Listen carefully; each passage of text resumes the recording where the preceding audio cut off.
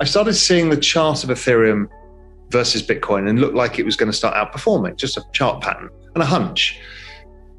And then I started digging into, okay, how do you value Bitcoin and Ethereum? So we've had the stock to flow model, but really what it was to me was also a network.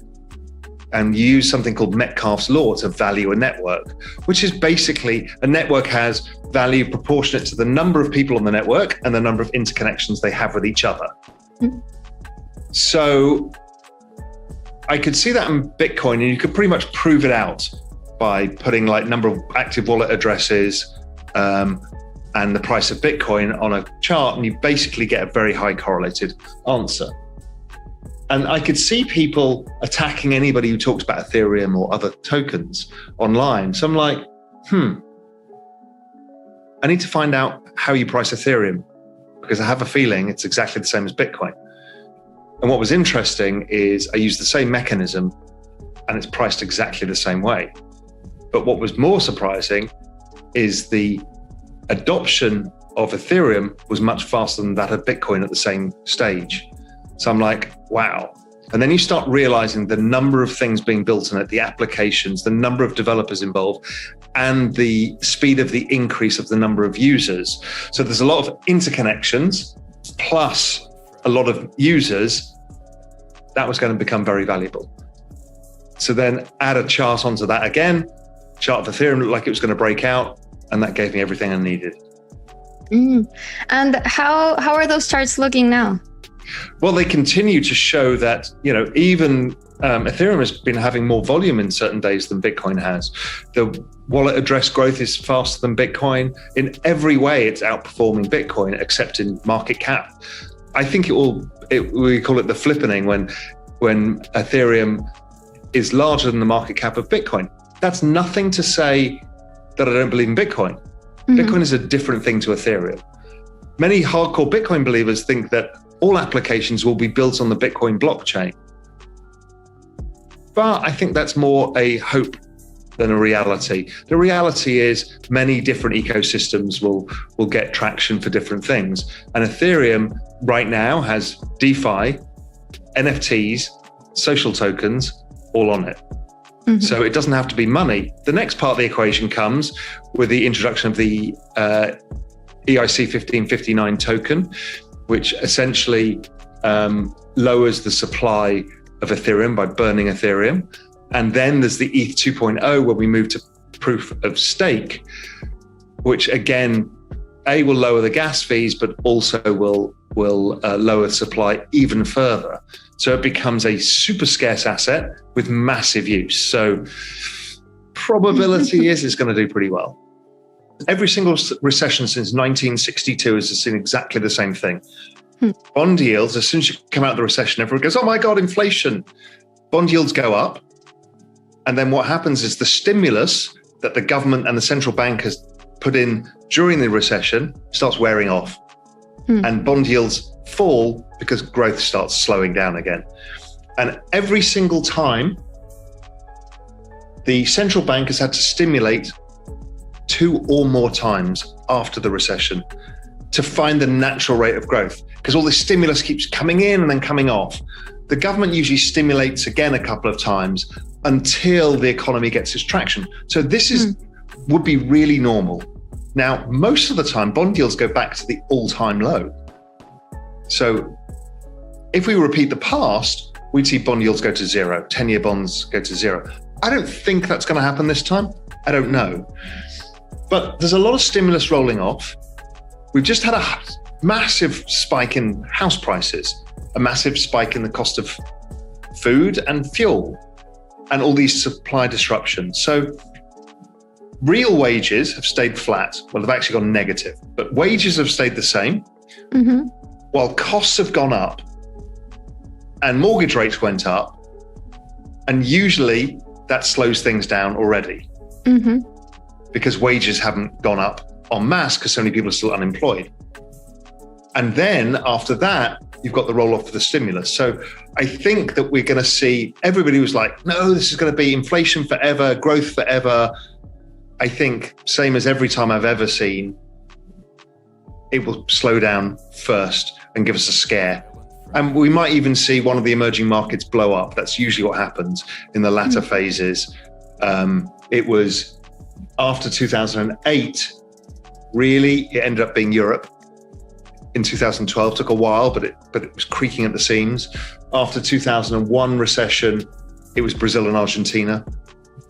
So that's usually how it goes. And I don't expect it to play out differently. First order thinking is, oh my God, assets are going to sell off. This is terrible for crypto. Look at March 2020. Oh my God. What you should be thinking is, what was the outcome of March 2020? Massive central bank stimulus and government stimulus on a scale of which we've never seen in our lives before. So let's say there is a risk off. Okay, it's not as big as March 2020. Maybe Bitcoin goes back down, breaks a new low of this move and gets to 27,000 or whatever it is. And let's say equities are down 10 or 15%. And the dollar's going higher, a lot higher. And that's making the markets feel uncomfortable. And we start to see the data slow down. What is the outcome? The outcome is exactly the same. The central bank will stimulate more. And the government will try and push through an even bigger stimulus package. What does that do for Bitcoin? Explodes it higher. Go back up. So the first order effect is, oh my God, Bitcoin's going lower. But everybody should be thinking, if this happens, then this is what's going to drive it to 200,000. Seriously? Is that kind of your target for? Yes, my target is still remains between 200 and 400,000. For like, in what time? Probably the next, I think the cycle extends somewhat. So I'll give it the next 12 months. And for ETH? At a minimum 20,000. And would that mean the flippening would happen? No, not quite. Later. Yeah, not quite. I don't think the flippening happens this time around. I think it happens maybe over time. So let's see, but it could do. Maybe the ETH 2.0 drives the flippening. Maybe it's a short-term boost. We have huge speculative blow-off, collapse. You know what crypto's like. It's not very predictable in short-term time horizons. So it kind of goes where it goes. But if you say to me in 5 years' time, does ETH have a larger market cap than Bitcoin? Probably. In 10 years' time, I have no idea. Maybe Bitcoin gets more traction in central bank or reserves or whatever, or maybe other protocols eat away at ETH's lead. We don't know. I'm not a certaintist about any of this stuff. It's not a bubble if you look at it in the right terms. Okay. So I stumbled across this. Gold is the great price anchor, right? Everyone's used gold as a relative asset pricing forever as a system of money. Real estate versus gold, it's about in line. So it's kind of at fair value. Equities versus gold are pretty much at fair value. So then it makes you think, why are we thinking everything's a bubble? And then I realized what was going on is that the central bank printing was devaluing the purchasing power of fiat currency, but against these rare fixed assets. And only against those, and not against wages, and not against earnings. So think that through. Price of an equity goes up because equities are rare assets. Earnings don't go up. So I just saw today, Microsoft over the last 5 years, or whatever the number is, has gone up. Their earnings have gone up 50%. Their price has gone up 400%. Wow. This is to do with the balance sheet and the devaluing of money. That's why people feel poorer, because wages aren't going up at the same rate. The balance sheet is inflating these assets, so you can buy less of them. So how does this continue? Well, firstly, we've done the right thing, which is build a parallel financial system with parallel assets that actually keep pace with this, right? Good. Because if we hadn't have done that, we're in bigger trouble. So that is our answer. Then how do you transition off this slowly? Well, it's slowly, and then all at once, the migration moves. So will eventually all of this debt be devalued down to nothing? Probably.